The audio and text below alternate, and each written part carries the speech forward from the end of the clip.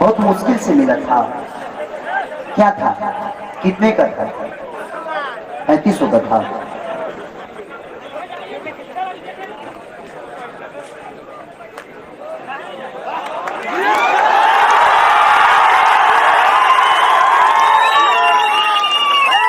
आप खरीद लेना मोबाइल।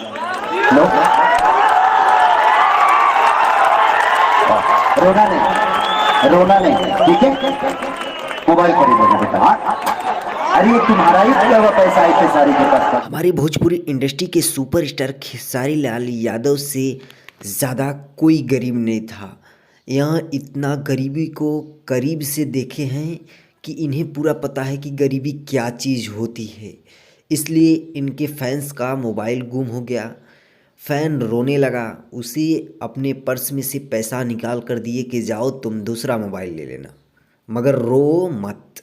तो बताइए, सुपरस्टार होने पर भी कोई बदलाव नहीं। तो आप भी खेसारी लाल यादव जी के फैंस तो हमारे चैनल को कर दीजिए सब्सक्राइब और बेल आइकन को प्रेस कर दीजिए, क्योंकि मैं इस चैनल पर सिर्फ खेसारी लाल यादव जी के रिलेटेड वीडियो लाता रहता हूँ।